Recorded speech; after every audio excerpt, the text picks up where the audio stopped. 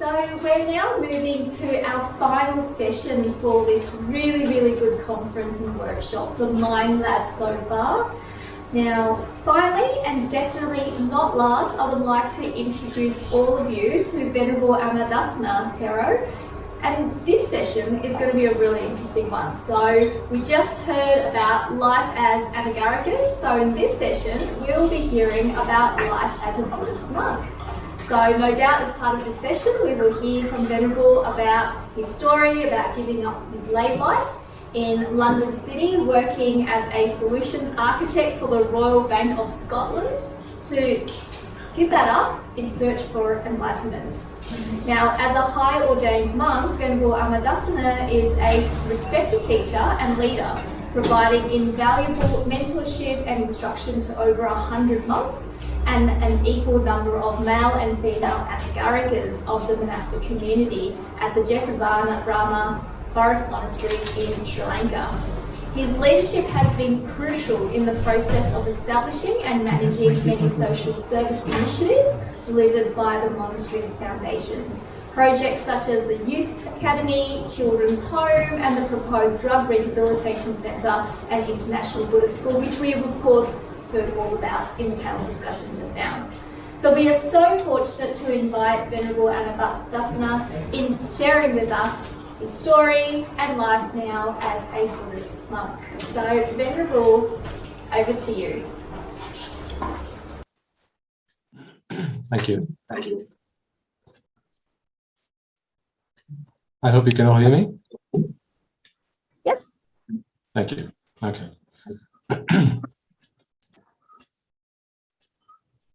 It's great that we have this opportunity to come together and share some of our experiences with each other. I think you had a fantastic session with Venerable Dasa, as well as the Anagarika Mithun Mahatya and Naduni and Sumudu, our two Anagarikas. And I believe that they were able to give you a glimpse into the life of what being an anagarika is, as well as give you a taste of what our philosophy is and the essence of the Dhamma that has helped us to make this transformation in our lives. And I hope and I believe that there may be members of the audience, both online and in the room, who might, and just might, consider the option of the life that we have chosen. Perhaps not today, maybe tomorrow, another day. And I really hope that such a day might dawn in your lives. And I say this not simply because I'm a monk today, but it's because of what I have gone through to get here, and what today I am able to offer to those who come to me and to us at our monastery. So hopefully, if you've all had the chance to be in Dasa Thero's Dhamma talk this morning, you would have had the opportunity to listen to the Mind Lab session, where he would have talked to you about the workings of the mind and how the mind always looks for happiness, satisfaction, bliss. We call Nibbana the ultimate bliss, as I'm sure you'll all know. And yet, in our day-to-day lives, we do all sorts of things and we go through all sorts of endeavors in the pursuit of this happiness. So it's very poignant for someone to ask the question, why have you chosen a different life when you perhaps, so this is a question that you might ask me, if you maybe had a chance to find out a little bit about the kind of things that I got up to before I chose the life of a monk. Why did you leave behind that sort of lifestyle and choose the life of a monk? Now, as Tina kindly introduced me, she shared with you some of the things that I had done with my life over the last several years. And I think it's no surprise that all the things that I did in the hope that they would, as all of you would expect, things that would make me happy. And to be fair, these are the things that, generally speaking, we all get up to. So, the run of the mill, the daily stuff we do, going to work, earn a living wage, try and arrange for ourselves and surround ourselves with the things that we believe bring us comfort in life, in the hope that they will eventually and one day make us happy. But let's be honest, if we just look around the room and look at ourselves, we're all very different in one way or the other. And those differences are evidence that people do different things to make them happy. From the way you wear your hair, to what you dress, to where you live, to what you eat, and the things you do. So your hobbies, for instance, that variety itself is evidence that it's different things that we believe make us happy. But the irony of it is, everyone's still going after happiness and no one has really seems to have achieved that happiness.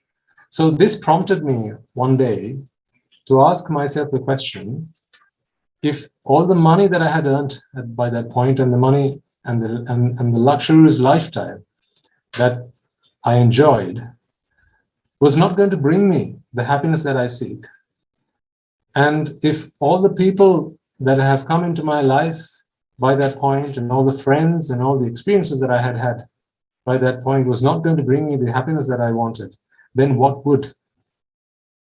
So in search of an answer, I came across the Buddha's teaching. Now, I can confess to the fact that I was born into a Buddhist family, but so if you'd asked me as a young child, what is your faith, what is your religion, I would have said I'm a Buddhist. As many Buddhists would. But I didn't really know what being a Buddhist was all about. I thought it was about finding out what the Prince Siddhartha did as a young prince, and then how he renunciated worldly life and went on to become the Buddha, and being nice to everyone, being kind to everyone, being gentle to everyone as much as we possibly can, and simply living a righteous life. And whilst all those things are good and great, they didn't really take me to a state of mind that was free and liberating. So that was when I embarked on this quest to find out what true happiness really was. And at this point, I came across a teacher who has been my teacher since. And that experience is what I'm going to be sharing with you today.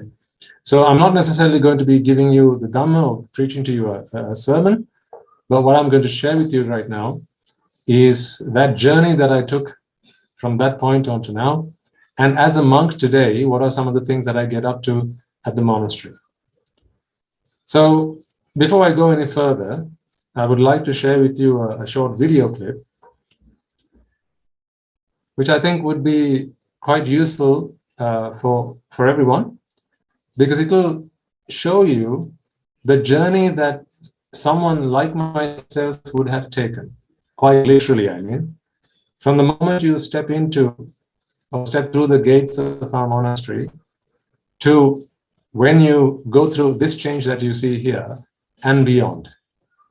So I'm going to be sharing with you a short video clip that I'd really like for everyone to watch. And I want you to observe and get a feel for what that life is like. Now, you've heard from Mr. Mithun and Ms. Naduni and Sumudu about their transformation as anagarikas and anagarikas. that they would have gone through the same journey, same transformation. Venerable Dasa, who has been speaking to you today and on a previous occasion when he visited your center, he's gone through the same occasion. And if you're eagle-eyed enough, you might even spot him in the video. So without any further ado, then I will put the video up and we'll continue our conversation after that.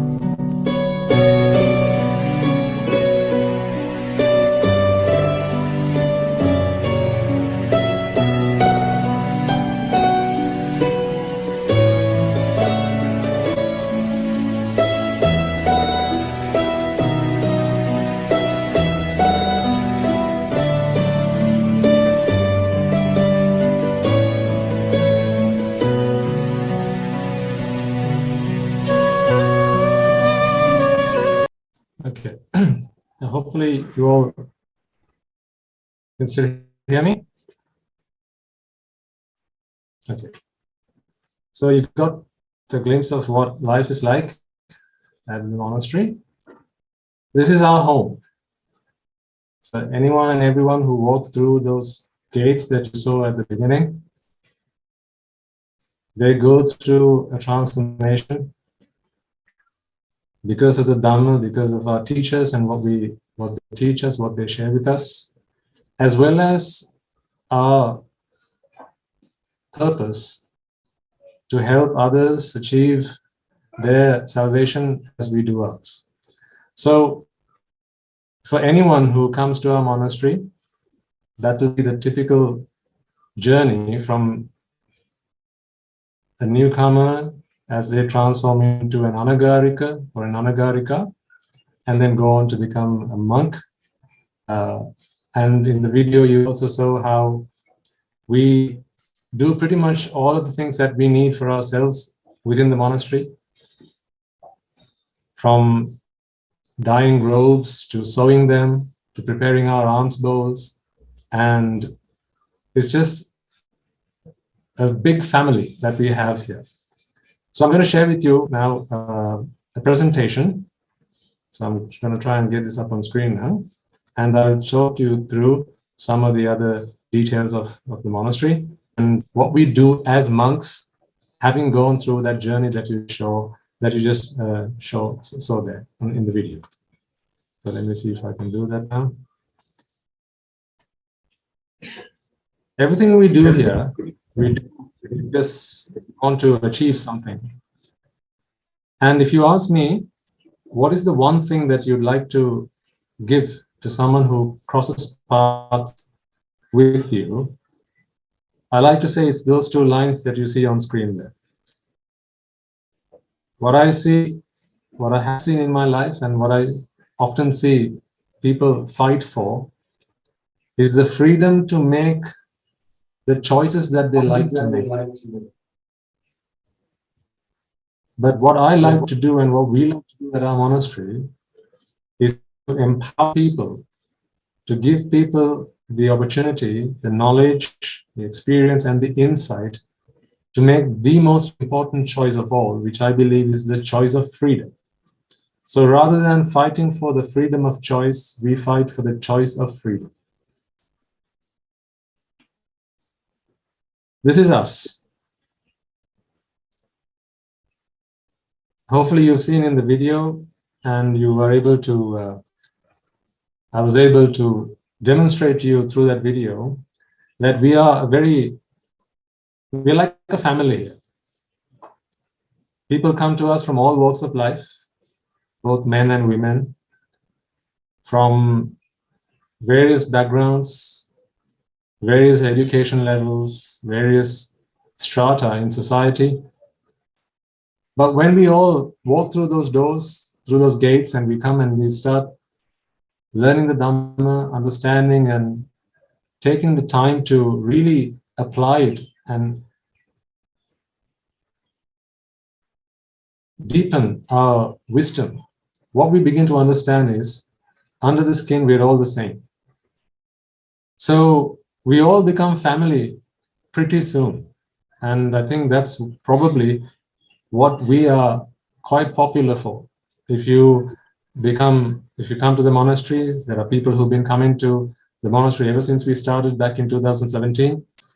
There are those of you who might not have had the chance to come here, but I know there'll be some of you who will be joining us online, through the sermons that we do and the programs that we do.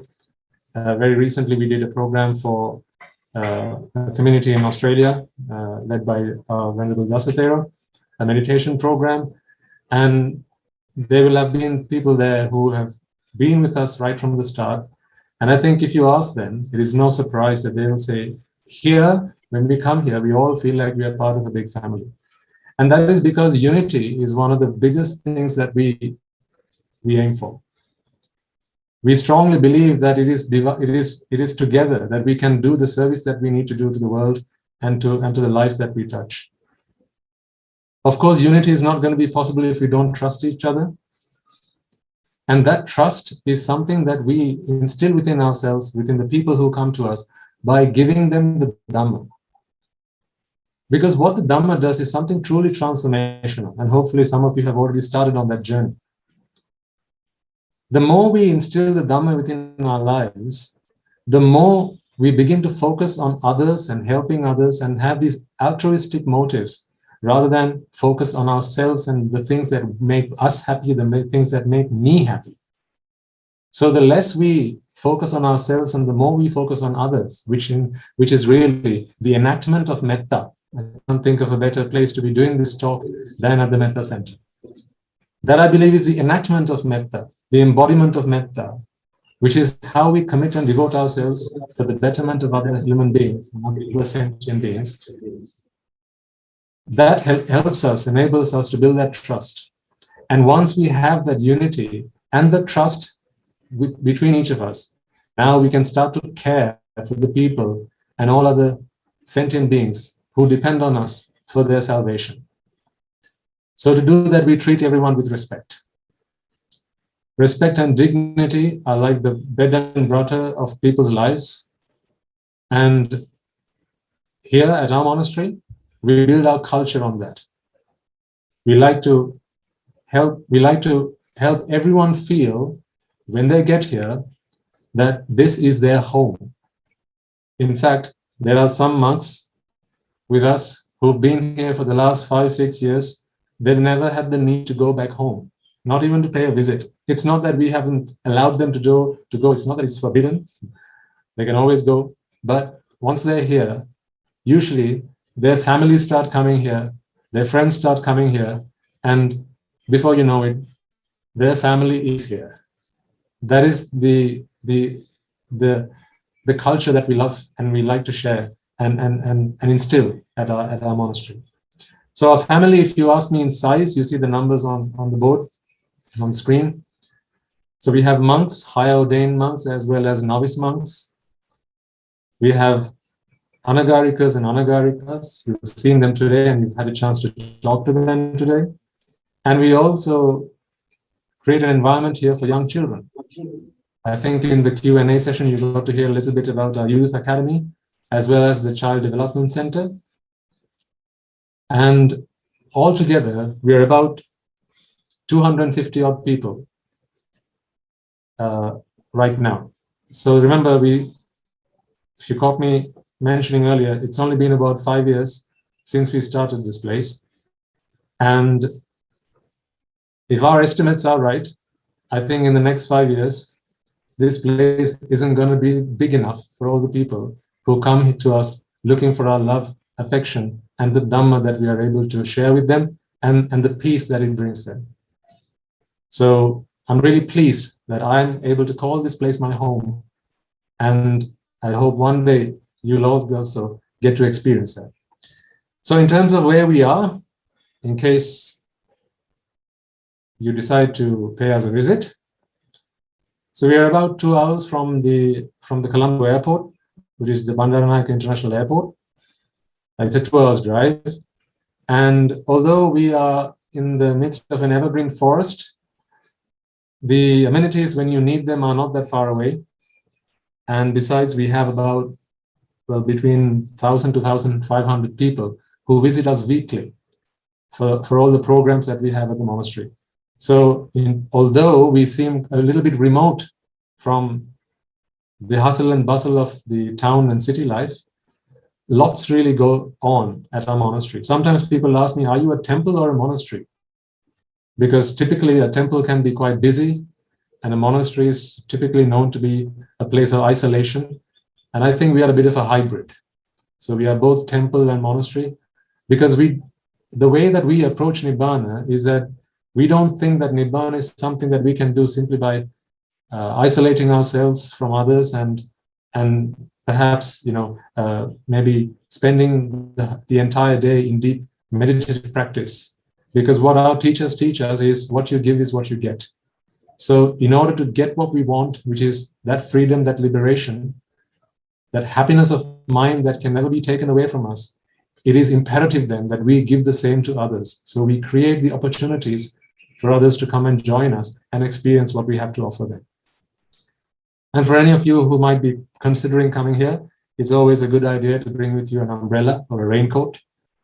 Although there are times of the year when we do have to be careful with water, and these days it's a bit like that. We've not seen a lot of rain over the last 2 to 3 weeks, but typically about almost half of the year we do get a fair bit of rainfall, and it's quite a nice environment, nice environment here, a nice weather here, nice climate. It's not too hot, it's not too chilly, and it's quite moderate if you ask me. So all this because we have a vision, and I think in the words that I've said to you so far, I probably don't need to read out what our vision is, but you can see it on the screen. I hope you're beginning to get a sense of what we are, who we are, and where we want to get to, and the difference that we want to make in the world, whilst we have the honor, the privilege, and the opportunity to be here.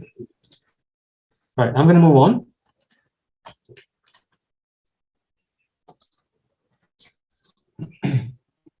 So some of you may have some questions about what do we usually do at the monastery. Our days usually start at 4 a.m. in the morning,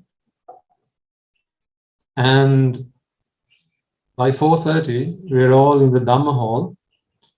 But on the way to the Dhamma hall, we see this building that you see on the top right-hand corner, which is the Buddha shrine at the monastery. So this is always lit because there's always someone inside. And I don't mean the Buddha. I mean one of his disciples. So what we do in the Buddha shrine, 24/7, we chant the Buddha's virtues. Itipi so bhagava arahang samma sambuddho, and so on. We do it because these are the values that we want to instill within ourselves. And this is not just a chanting, but we reflect on it. So really, we meditate the virtues of the Buddha. We focus, we concentrate on the virtues of the Buddha, and we aspire to be a little bit like him. Being like him, we know, is an impossibility, but to be a little bit like him is truly an aspiration that we all have. So as we walk past this Buddha shrine, we enter the Dhamma hall, and in the Dhamma hall, we start the morning off by discussing and sharing with others what we have been practicing over the last 24 hours. And I think this is one of the best things that we have to offer at our monastery. Remember, I said right at the beginning that one of the key elements of our success is our unity. We always find opportunities to come together. We come together because these are the words of the Buddha. Come together, discuss things together, and come to agreements together, and then depart and go your own way, also happily and in unity. So we make opportunity to do that.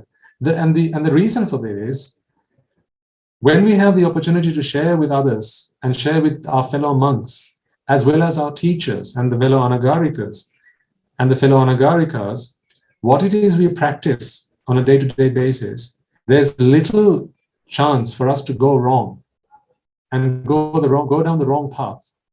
Because we understand that unlike any other journey we've made in our lives in samsara, this is a journey we've never made before. This is the first and last. So therefore, it's very important to us that we make use of that friendship, that brotherhood that we have, and the community that we have, to share with each other what we do, to help answer the questions that others might have, and to just really come together as a loving and caring community. And once we're done with that, we all go up into the precinct, or what we call the Valimalua, which is a platform that we have, or a building that we have where we do our meditation. And some of the other pictures that you see on screen are our anagarikas, as well as our monks engaging in their meditative practice. So having started the day off, sharing with each other and making sure that they know exactly what they're doing for the rest of the day, they then go on to engage in their practice.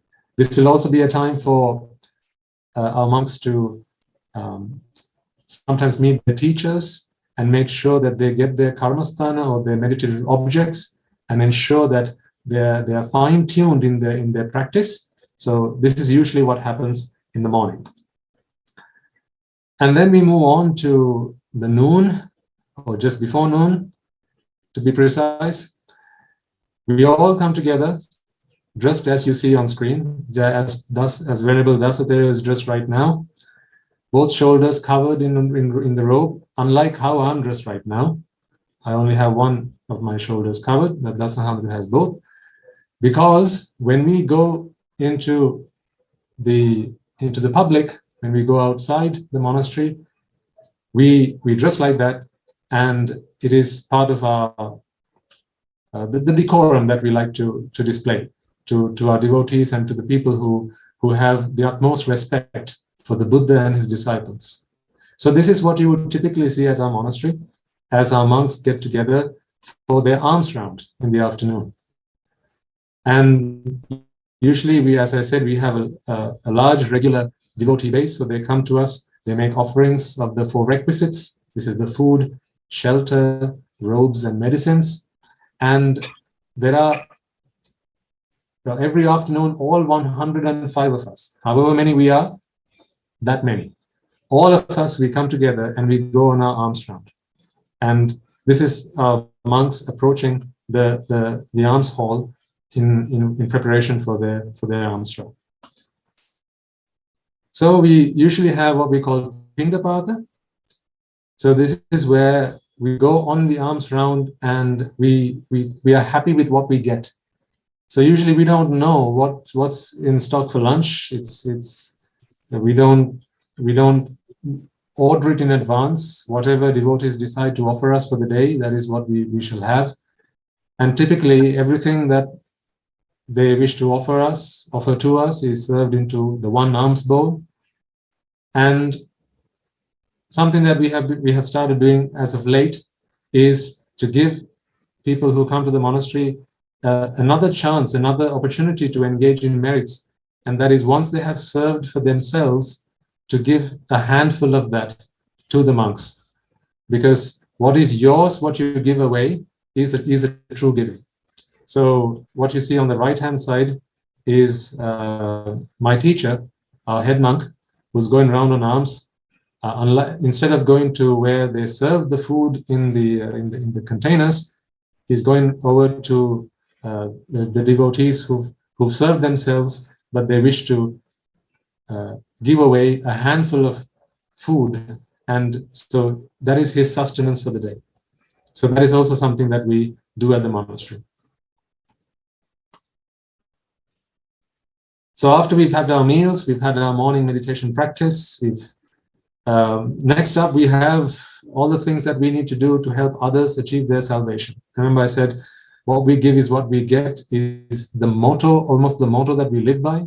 So we always make opportunity to share with others and create for others the opportunity to enjoy what we do. So for that, of course, we have to open our arms, we have to open our doors, we have to open our gates for people to come to us and experience what we have to offer them. And so for that, we have various programs. I think on a typical week, we have, and this is no exaggeration, in a typical week we have between 50 and 60 Dhamma programs that we do both at the monastery and to an online audience.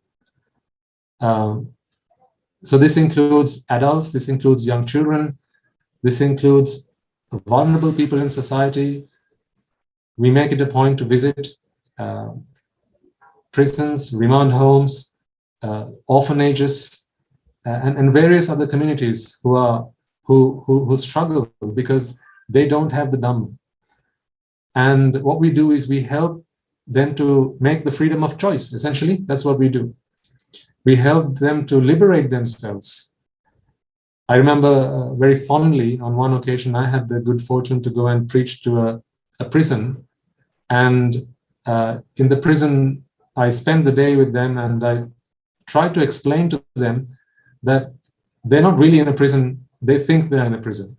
And I don't know how much of that really makes sense to you, but hopefully as you will continue your practice in the Dhamma, the profoundness of those words will start to make sense. Because really, we are all prisoners of our own minds. What I tried to explain to them was, in prison, you get your meals for free, you get your clothes for free, you get shelter for free, you get your meds for free, but in lay life, you have to earn and work hard for all of those things. The only thing that's different in prison is you don't get the freedom of choice. Whereas in lay life, outside of prison, outside of those four walls, you get the freedom of choice. But once you have the choice of freedom, now you are free and out of prison. So this is the message that we want to give people. We don't like to see people entrapped. We don't like to see people enslaved by the desires, by lust, by aversion, and by delusion, which are all mental formations. So our quest is to, while we work hard to achieve ours, is to give people the opportunity to do the same for themselves. So in these pictures, you see all sorts of people from all walks of life who come to our monastery in search of the truth, and we take every opportunity to share that with them. So that is about the monastery and what we do. And I also want to share with you a little bit about what we call the Vimukthi Foundation. So Vimukthi is freedom. So this is a foundation that we established recently. And what we attempt to do with this foundation, so this is very closely linked to our monastery, but this is our vehicle, if you like, for us to do the social service that we want to do. Now, typically, as monks, we don't engage in asking for things. So it's not something we typically do, and it's not something that we like to do or want to do, because we know that people struggle to make ends meet, and we know that it's not easy making a living in this day and age. So instead of asking for us, because that is not what we want, we ask for people's help to help other people. And Vimukthi Foundation gives us the opportunity to do that. Everything that we do here is without charge. We don't make or charge any money for any of these things that we do, because we do it out of the happiness of our hearts, and because we believe strongly in the power of merits. And again, what we give is what we get. So these are some of the enterprises or some of the endeavors that we have at the monastery. The Noble Hearts Child Development Center, the Youth Academy are two projects that we have ongoing.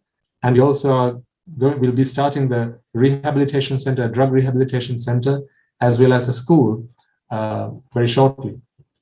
I want to tell you a little bit about why we as monks have decided to commit a part of our lives to something like this, because it might sometimes be a puzzle to some people. Some might wonder, if you've left behind a lay life and chosen a life of monkhood, then why do you engage again in these ventures, in these enterprises, in such activities, which are all going to put you back into a busy life? I think the truth is, my life has never been busier. Even as an investment banker working in technology, I've not been this busy. But those days, that busy lifestyle was a burden to me it was a heavy weight that I had to carry around with me. It gave me sleepless nights. But today, that is not true. Because those days I used to do it not out of metta, not out of karuna, not out of mudita or upeksha. My actions were not based in the Four Noble Abodes, but today they are. Today I do all these things because I know that it helps people to alleviate themselves from suffering. And because that is what I give, that is what I get. So at the Noble Hearts Child Development Center, these are some pictures from that. We have young children. Some of them are indeed orphans. We brought them from, we had the opportunity to bring them from a local orphanage. But there are others who, they're just young children of parents, and we create an environment where we can give them a really good upbringing, love, care, affection, as well as the Dhamma, to mold these young minds into leaders of tomorrow. Now, let's be honest that although the world is very advanced and there are various education opportunities out there, universities and all sorts of educational establishments. The truth is the world is getting and becoming a darker place to live in. I don't think I need to spell it out to you, but because you probably see this day in and day out, what's going on out there to young children, and young children today don't have the safe environment in which we and our parents and our grandparents had the opportunity and the privilege to grow up in. Today, young children, I think their childhood has been stolen from them. Now I know we can't boil the ocean and help every single child out there, but that doesn't stop us from doing whatever we can to help people. So what we've done is, in our capacity, we start out small. In fact, our dreams are big. We always dream big, but we start small. Sometimes we wonder if the dreams that we have are ever achievable. But I think that's what keeps us going. Because we are never enough. It's never enough for us. It's never happy. We're never content with how much we've given others. We just want to keep on giving and help make life better for everyone. So right now we have about 15 young children, as you see on screen. And our plan is to grow this place so that eventually we can have, maybe 20, 30, 50, or maybe even up to 100 young children. We want to give these young children, we want to instill within these young children values, human values, not just education, although we give them education. In fact, we give them some of the best education that's available out there. We teach them. Some of our monks, our anagarikas and our anagarikas, they're very educated people. I don't know if Miss Sumadhu and Mr. Mithun introduced themselves as such, but they're both PhD holders in their chosen professions. So they're very educated people. We have in our ranks doctors, engineers, lawyers, physicians, physicists, and so on. We are a gathering of educated people, and therefore we don't believe for a moment that these young children don't get the education that they deserve, but they get something more than that. Because I think happiness is not in how much you know. I think happiness is in how much you understand how to help others with what you know. So to do that, we instill values in these young children. We teach them the value of respecting their adults, their parents, and we teach them how to live in harmony with each other. We teach them about care, respect, unity, our values. So that is what we do at our monastery. This is one of the things that we do at our monastery. Again, some more pictures. These are our anagarikas. They actually do a lot of the hard lifting work with the children's home or the child development center. So keeping the young children happy and playing games with them and looking after them generally. And in fact, right after this talk, I'm going to be heading that way to go and see how things are going and to help out. We really enjoy. I think this is one of the projects that we all at our monastery love, because the young children and making them happy is one of the biggest things that we can do for them. Then we also have what I mentioned earlier about the youth academy. So whilst young children need that love, affection, and caring, usually by the time you reach the age of 12, 13, 14 to 16, this is a very transformative age in everyone's life, because at this point you become influenced by your peers, and it's typically the age where young children are influenced by drugs, pornography, and various other atrocities that are out there. So what we want to do is we want to help them as well. And we've started the Youth Academy, which is the 2-year program. So children will come to us at the age of 14, and by the age of 16, they can leave if they wish, and they can stay with us forever if they wish. So that is totally up to them and their parents to decide what they want to do. But in those 2 years, we continue their education so that their education doesn't suffer, but also at the same time, we teach them leadership skills. We teach them how to become good citizens. We teach them respect, love. We teach them how to care about each other. And, one of the best things we do, we teach them how to live without a mobile phone in their hands. Something that people believe is an impossible ask these days from young people. We teach them how to live outside of Facebook. We teach them how to live outside of Instagram. None of these children, we have about 20 of them, actually 30 of them now, from the day they came to us, which is it's almost been a year in this 2-year program, they've never been on Facebook.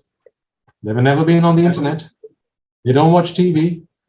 We don't force them to do that. We empower them to make the choice of freedom. With the Dhamma, they have learned that these are all addictions of the mind, which they are able to free themselves from. These are entrapments of the mind. So we don't force them. We simply give them love, affection, and the Dhamma. We help them to enlighten themselves and to see the world through their wisdom eye. And they live happily. These you can see them smiling, but this is not them posing for a picture. This is how they really are at the monastery. And this is why I say, for those of you who might have the opportunity to come and see us one day, you can talk to them. You can ask them what life is like. In fact, they might ask you, why are you still on Facebook? Why are you still on your phone? These are 14-year-olds, 15-year-olds, 16-year-olds, and they're already maturing and growing up to become leaders of the 21st century. So I think this is our pride. I can't talk enough about them because I know that, when they grow up and they either go back into the world or stay with us, they'll really be able to make a difference in people's lives. So I think my time is up. So I want to leave you all with that. And I want to leave you with this invitation. I've shared with you what my life has been like a monk. Tina shared with you my history before becoming a monk. I have shown you what coming here as an anagarika and the transformation that happens once you're here, how we look after each other, how sharing and caring is what we do best, how our love, affection, and unity and respect is our currency. This is what we have to offer the world. So I want you to come here. If ever you have the opportunity, do come and experience the freedom that I experienced today, the happiness that I experienced today.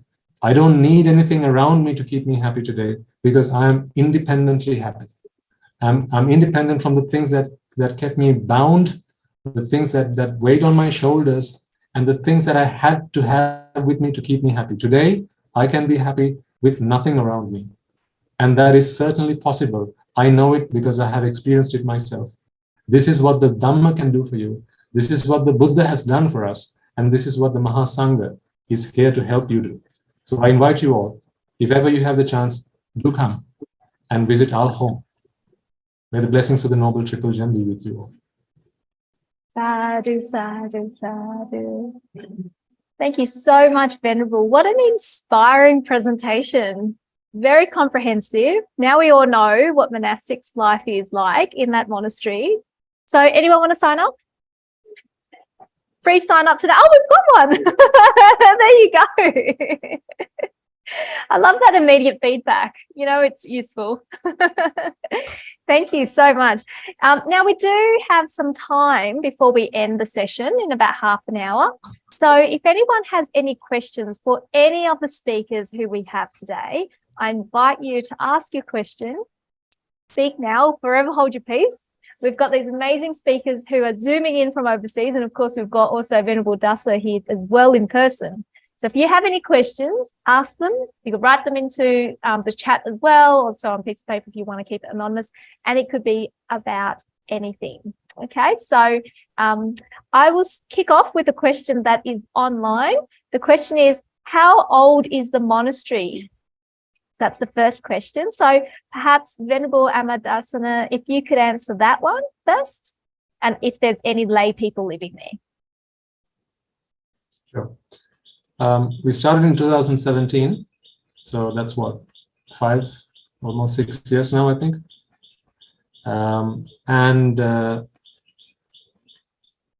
When we first came here, it was a forest.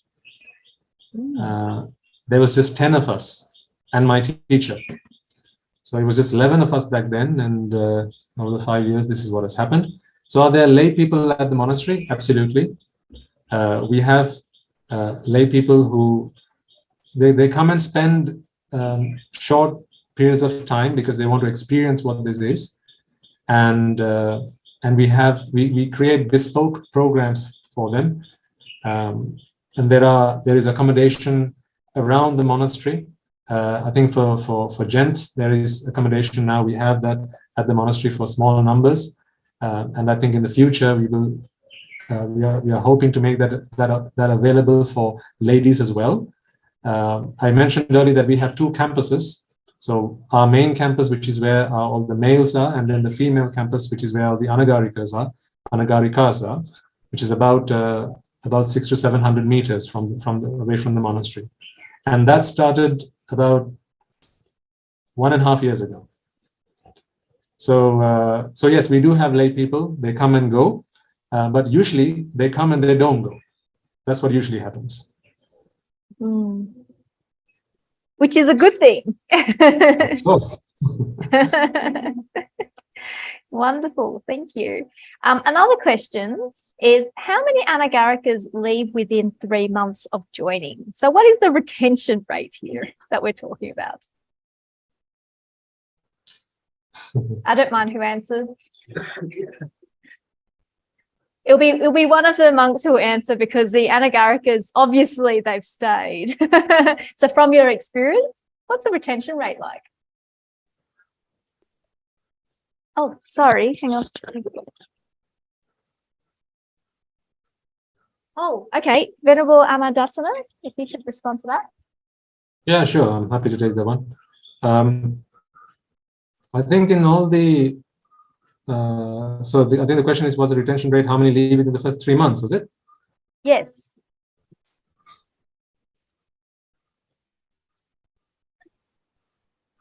Roughly is fine, percentage is okay. Yeah. I'd say maybe if we, as a percentage, probably 10%. Between 10 and 20%. Okay. All right. So that's a pretty good retention rate. That means 80 to 90% continue on even after 3 months. I think that's highly successful. Yeah. Hey, thank you. I can see some of these questions were asked earlier, but maybe have been missed. So the next question is, how is this centre, or how's your centre and concept different from the missionaries of charities such as those set up by Mother Teresa in India? And again, Venerable Amadassana, I think these are all questions for you. So I think rather than perhaps see what's different about these two, maybe what's more important is what's similar. Because I mean, we have a great deal of respect for the people like Mother Teresa and Mahatma Gandhi and what they stood for and what they represented. I think more people should be doing things like that, and in the time that they have on this planet to share that love and compassion with all. What we do here, if you ask, what may be different, I don't think it's more different in what we really do, but rather than maybe perhaps the objective. Perhaps the objective may be slightly different, because our focus is on Nibbana. So everything we do for Nibbana and nothing else. That is why you might have seen when we in the video, as well as our logo, Jethavanarama Vihara or Jethavanarama Monastery, exclusively for aspirants of Nibbana. Because we understand that Nibbana is the only bliss. And so I'm not sure whether Mother Teresa had that in mind as her objective, but we certainly do. And although from the outset it might seem like we do similar things, the ultimate objective, there may be some differences there, because our objective is to guide people at their speed, whatever they're capable of, and at the rate that they're capable of, to the ultimate goal of Nibbana. So I think that is where we may be seen as different on some aspects. Wonderful. Thank you so much. And again, question for you. Do you or the monastery have any publications in English? We do have a few, but not a great deal. I think that will change in the future. Dasahan, the Venerable Dasa, has started composing some materials. I think he's being very modest by not mentioning anything about that. In future, I think we'll have more publications. But I think for the time being, what we have most is our YouTube channel, on which we have weekly talks, Dhamma talks. I'm sure we'll be happy to share the links to if anyone's interested. We have our website on which those talks get published. They are available on the podcasts as well. But written publications are limited for the time being, but I think that we'll have more available in the future. Right. But our English YouTube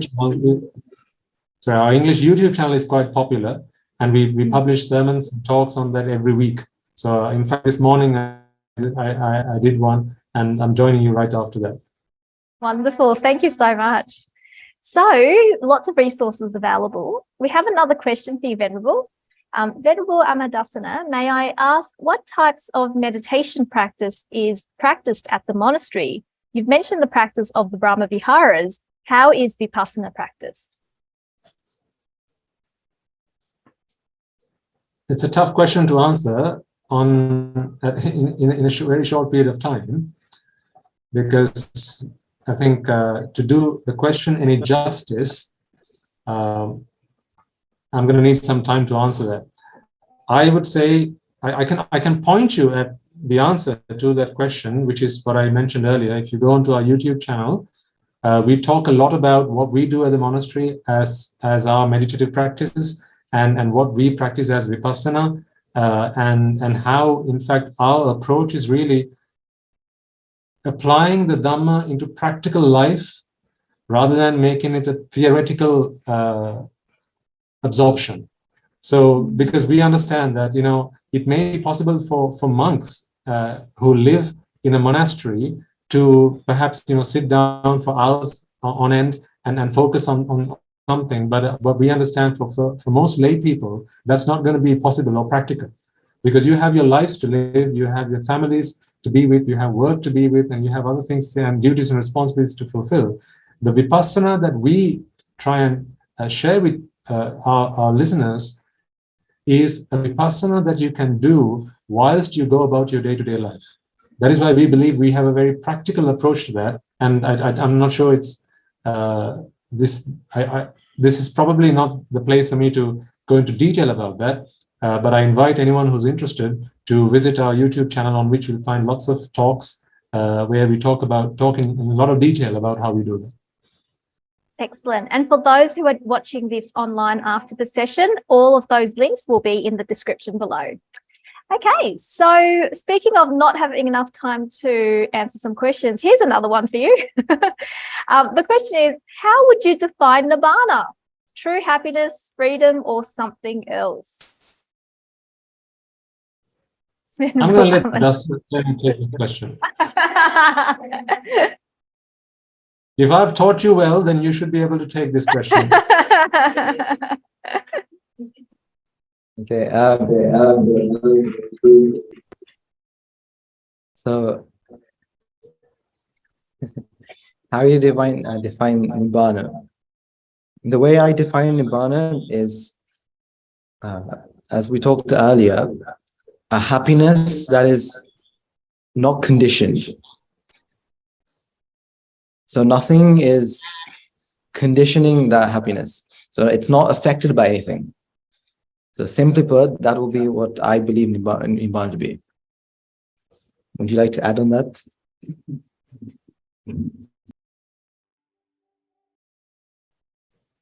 How can you add to something that is already complete, Dasa? Can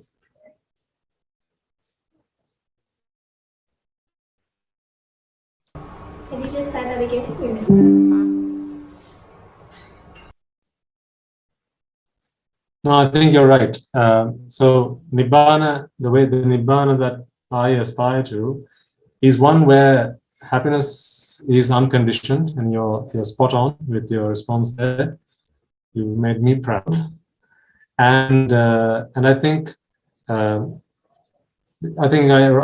I mentioned right at the start, if you just look around you and if you just look out the window, you'll see lots of people doing lots of things to make them happy, right? So if happiness is the same for all of us, and if happiness is the same purpose and same objective that we're all going after, how is it so diverse for all of us? And the simple fact that we have to do so many different things day in, day out, is that not evidence to us that each of those things never really fulfills our desires? So therefore, although they seem like they make us happy, they don't truly. So to really sum all that up, I think what we begin to understand when we look at this insightfully is to try and find the happiness which comes to us from the things we do, from the experiences we have, to the people that we are around, is not a happiness that is everlasting. Because that happiness is always dependent on other things or other people or other events and other eventualities. The Buddha's teaching of happiness is not one that can be shaken, meaning it is not one that is conditioned. A happiness where there is no expectation, but always a duty for others. So duty without expectation, that is what we try and aspire to. So I should be happy within myself, but I also dedicate myself to helping other people achieve that happiness. And I think that is the Nibbana that we strive for at our monastery. Thank you for clarifying. That's great explanations. Thank you to both of you. And that's related to another question that we have, and this is a common misconception that people come up with in terms of heaven and Nibbana. So earlier we were talking about Mother Teresa and her objective, which perhaps was to go to heaven. And is heaven, in that sense, the same as Nibbana? Is it just me, or I can't hear anything? So I was just saying earlier that there is a common misperception about heaven and Nibbana, people thinking that it's the same thing. So earlier we were talking about Mother Teresa and her objective was to go to heaven. So is that heaven the same as Nibbana, or is it different? I think probably the diplomatic answer to that might be that it depends on what you mean by heaven. That's probably the diplomatic answer. But if you ask me about my understanding of what heaven is and what Nirvana is, they're very different. Heaven is an existence. And wherever there is existence, there's bound to be suffering. So there can't be an existence without suffering. And Nirvana is a state where there is no suffering. So by virtue of that, the two can't be one and the same. Now, when I say that, you might be thinking of a nirvana after death. So the Buddha speaks of two types of nirvana. There's the sopadisesa nibbana and there's the anupadisesa nibbana. What we are trying to achieve is the sopadisesa nibbana, which is to free our minds today, right now, in our lifetime, from the cankers, the defilements, attachment that keep us bound to the material things that we see around us, to the people, to concepts. So they don't necessarily have to be physical things. They can even be to concepts, like freedom, for example, like integrity, like love. These are things, these are concepts, right?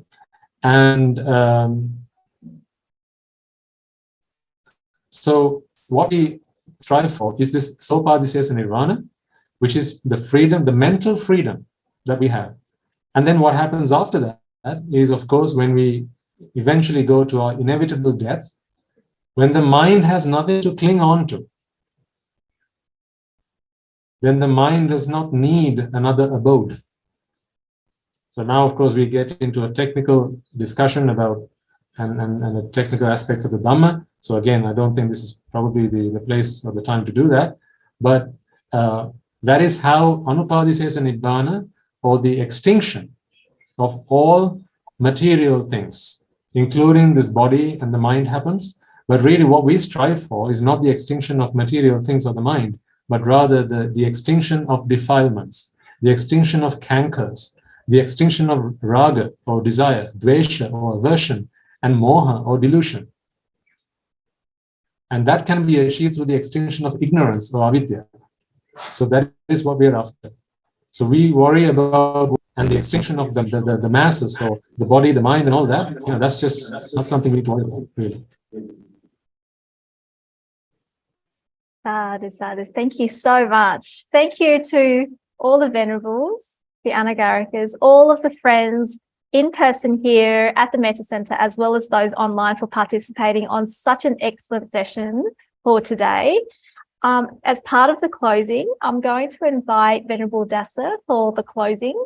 Any closing remarks and also blessings or dedication merits. Let's take a few moments to transfer all the merits required by making offerings to the infinite virtues of the Noble Triple Gem, chanting faith, listen Dharma, and engaging in various meritorious deeds today. So first and foremost, let's remind ourselves how incredibly fortunate we are to be received of Buddhist teachings, and with immense gratitude, let's chant for the merits of the Bhikshu Bhikshunis, Upasakas, Upasikas, who since time immemorial have protected and preserved the sublime teaching of the Buddha and passed it down through generation of the noble lineage in the form of Tripitaka, which is thankfully available to us today to study, to understand, to comprehend the Dhamma.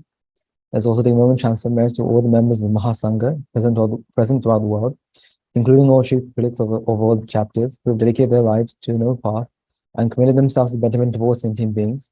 Let's not forget among them will be the monks and nuns resident in local temples and nunneries who've always been by his side through thick and thin, coming or shine. Let's also take a moment to transfer merits to our teachers, Guru Samghansa, as well as other monks resident at the monasteries, as well as anagarikas attached to the monastery. Let's also take a moment to transfer our merits and express our gratitude to those who made great effort to disseminate the teaching of the Buddha. Be thereby translating some and share them out with others, inviting others to join them. May by the power of the merits, if any of them have been born in the willful plane, may they redeem themselves and be born in this plane. May by the power of the merits, may they abstain from meritorious deeds, fulfill the meritorious deeds, fulfill the noble virtual path, and attain supreme bliss and Nibbana. Sadhu, sadhu, sadhu. Let's also take a moment to transfer merits to our mothers, fathers, grandparents, uncles, aunts, cousins, nephews, nieces, friends, and acquaintances, employees, and to all those who have helped us, supported us, assist us in any shape or form. By the power of the merits, may they be healed of any physical, mental ailments. May they overcome any obstacles in their spiritual progress. May they abstain from the meritorious deeds, fulfill the meritorious deeds, fulfill the noble for path, and attain supreme bliss of Nibbana. Sadhu, sadhu, sadhu. Let's also take a moment to transfer merits to the Devas and Brahmas, spirits, demons, primary Sakadeva, as well as gods and deities who have committed to protect and fulfill this humble sasana. Let's also take a moment to transfer merits to our God and deities who keep watchful over us and keep us out of harm's way. May by the power of the merits, may they prosper in divine power and wisdom. May they abstain from meritorious deeds, fulfill the meritorious deeds, fulfill the noble for path, and attain supreme bliss and Nibbana. Sadhu, sadhu, sadhu. Let's also take a moment to transfer merits to Devas. To our ancestors who have predeceased us, to all those who have been friends and family to us in this infinitely long journey in samsara. Let's also take a moment to transfer merits to the army as well as the police force who've sacrificed their lives to protect the peace and harmony of our nation. May all those who've lost life will be defended for rejoicing in the merits required today. Let's also take a moment to transfer merits to all those who've lost life in natural calamities such as tsunamis, earthquakes, and pandemics. Reminding ourselves among them will be those who've been friends and family to us in this infinite long journey in samsara. May by the power of the merits, if any of them have been born in the willful plane, may they redeem themselves and born in this plane. May by the power of the merits, may they abstain from meritorious deeds, fulfill the meritorious deeds, fulfill the noble virtual path, and attain supreme bliss and Nibbana. Sadhu, sadhu, sadhu. Finally, as all resolve, may the power and blessing of all the merits required throughout the day. We've been witness to many hundreds of thousands of arhats and arhat Mahinins in this very land. And finally, may the power and merits of all required today, you and I and everyone who made this program a success, become an Arhat Manse or Arhat Main Manse. In its very life, in the era of the Gautama Supreme Buddha itself. Sadhu, sadhu, sadhu. May the blessings of the Noble Triple Gem be with you all.